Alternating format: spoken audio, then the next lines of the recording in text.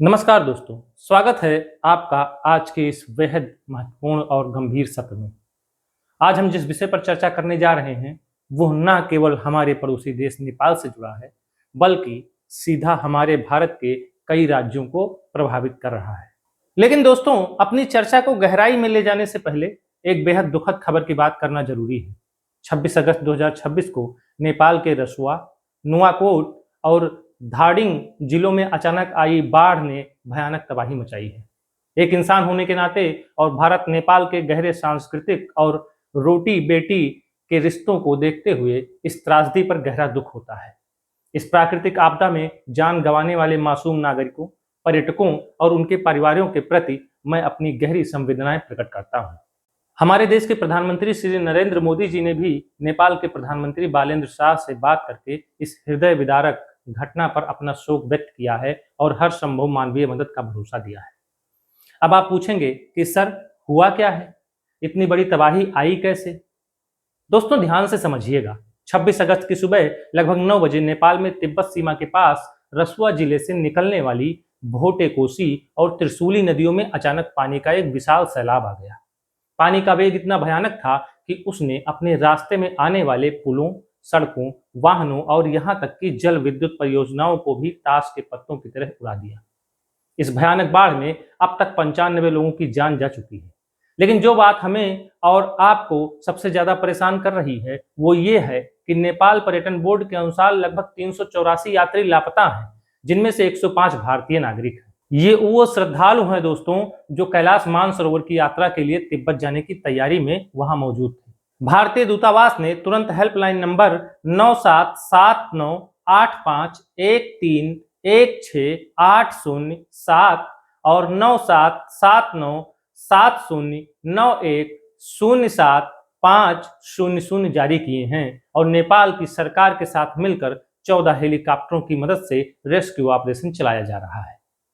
अब आपके मन में एक बहुत ही लॉजिकल सवाल उठना चाहिए। आप पूछेंगे कि सर, अगस्त के महीने में बाढ़ तो बारिश से आती है, तो क्या नेपाल में बहुत भयंकर बारिश हुई है? तो मैं आपको बता दूं, अधिकारियों का कहना है कि उस क्षेत्र में इतनी भारी बारिश हुई ही नहीं थी। तो फिर ये पानी आया कहां से? दोस्तों, इसके पीछे जो सबसे बड़ा कारण वैज्ञानिक मान रहे हैं, वो है ग्लोफ यानी ग्लेशियल लेक आउटबर्स्ट फ्लड, यानी हिमनद झील प्रस्फुटन बाढ़। अब आप सोच रहे होंगे कि सर, ये ग्लोफ क्या बला है? थोड़ा रुककर इसे समझिए। हिमालय की ऊंचाइयों पर बहुत सारे ग्लेशियर यानी बर्फ के पहाड़ हैं। जब ये ग्लेशियर पिघलते हैं तो इनका पानी पहाड़ पर ही मलबे और पत्थरों की एक प्राकृतिक दीवार, जिसे मोरेन कहते हैं, इसके पीछे जमा हो जाता है और एक झील बन जाती है। लेकिन जब अचानक से कोई हिमस्खलन होता है या भूकंप आता है तो पत्थरों की ये कच्ची दीवार टूट जाती है और फिर उस झील का सारा पानी अपने साथ विशाल चट्टानों और गाद को लेकर सैकड़ों किलोमीटर प्रति घंटे की रफ्तार से नीचे घाटियों में गिरता है। इसी ने भोटे कोसी नदी में तबाही मचाई है। अब आप पूछेंगे कि सर, ग्लेशियर इतनी तेजी से क्यों पिघल रहे हैं? दोस्तों, इसका सीधा सा जवाब है जलवायु परिवर्तन। ICIMOD यानी international centre for integrated mountain development की 2026 की एक बिल्कुल ताजा रिपोर्ट आई है। ये रिपोर्ट क्या कहती है? ये रिपोर्ट चीख चीख कर कह रही है कि साल 2000 के बाद से हिंदू कुश हिमालय क्षेत्र में ग्लेशियरों के पिघलने की रफ्तार 2 गुनी हो गई है। 1975 से लेकर अब तक वहां बर्फ की मोटाई में 27 मीटर तक की कमी आ चुकी है। हिमालय का क्रेसोस्फीयर यानी बर्फ का आवरण अब एक ऐसे टिपिंग पॉइंट पर पहुंच रहा है जहां से वापसी संभव नहीं है। चलिए, नेपाल की तबाही तो समझ में आ गई, लेकिन अब आपके दिमाग में तुरंत एक और सवाल घूमेगा। आप पूछेंगे कि सर, बाढ़ नेपाल में आई तो हमारे उत्तर प्रदेश और बिहार के मुख्यमंत्री हाई अलर्ट पर क्यों हैं? भारत के लोग क्यों परेशान हो रहे हैं? दोस्तों, जियोग्राफी को थोड़ा ध्यान से देखिए। नेपाल और भारत के बीच केवल जमीन की सीमा नहीं है, बल्कि नदियों का एक बहुत बड़ा नेटवर्क है। नेपाल के पहाड़ों से निकलने वाली लगभग 6000 छोटी बड़ी नदियां भारत के मैदानी इलाकों में आती हैं। अब नेपाल की त्रिशूली नदी, जिसमें अभी बाढ़ आई है, वो आगे चलकर नारायणी नदी बनती है और वही नारायणी नदी जब भारत में प्रवेश करती है तो हम उसे गंडक नदी कहते हैं। इसी तरह कोसी, घाघरा, राप्ती और बागमती नदियां भी नेपाल से ही आती हैं। अब नेपाल के पहाड़ों पर पानी रोकने के लिए बड़े बांध तो है नहीं, तो वहां का सारा बाढ़ का पानी गुरुत्वाकर्षण के कारण अत्यंत तीव्र गति से सीधे बिहार और उत्तर प्रदेश आ जाता है। अब आप पूछेंगे कि सर क्या सिर्फ पानी के आने से इतनी तबाही होती है? नदियों में तो पानी आना स्वाभाविक है। नहीं दोस्तों, असली विलेन सिर्फ पानी नहीं बल्कि गाद है।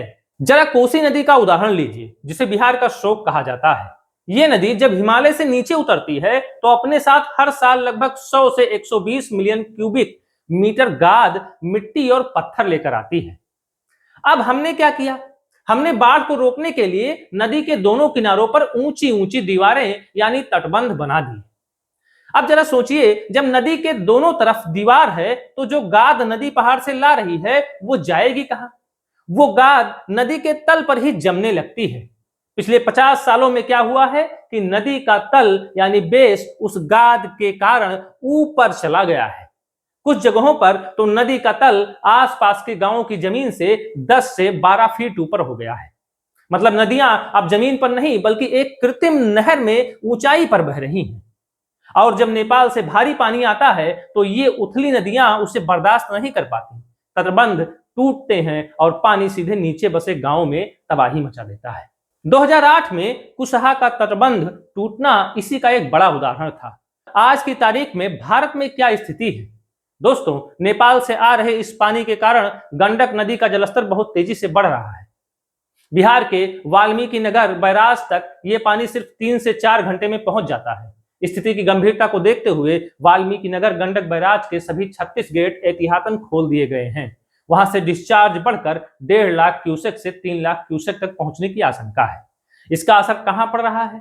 दोस्तों, बिहार के 13 जिलों में हाई अलर्ट है। पश्चिमी चंपारण, पूर्वी चंपारण, गोपालगंज, मुजफ्फरपुर, सिवान जैसे जिलों में प्रशासन निचले इलाकों से लोगों को निकाल रहा है। उधर उत्तर प्रदेश में भी गंडक, राप्ती और घाघरा नदियों के उफान के डर से कुशीनगर, महाराजगंज और देवरिया जैसे जिलों में मुख्यमंत्री ने हाई अलर्ट घोषित कर दिया है। अब सबसे बड़ा और अंतिम सवाल, आप पूछेंगे कि सर क्या भारत और नेपाल की सरकारें इतने सालों से बस तमाशा देख रही हैं? क्या इसका कोई स्थायी समाधान नहीं है? दोस्तों, कूटनीतिक स्तर पर बहुत प्रयास हुए हैं। दोनों देशों के बीच कोसी समझौता 1954, गंडक समझौता 1959 और महाकाली संधि 1996 जैसी ऐतिहासिक संधियां हुई हैं। भारत का मानना है कि नेपाल के पहाड़ों में बड़े और ऊंचे बांध बनाए जाएं, जैसे सप्तकोशी हाई डैम। अगर ये 269 मीटर ऊंचा बांध बन जाए तो पानी वहीं रुक जाएगा और बिजली भी मिलेगी। लेकिन नेपाल के स्थानीय लोग इसका भारी विरोध करते हैं। उनका कहना है कि इससे उनके हजारों गांव डूब जाएंगे और लोग विस्थापित हो जाएंगे।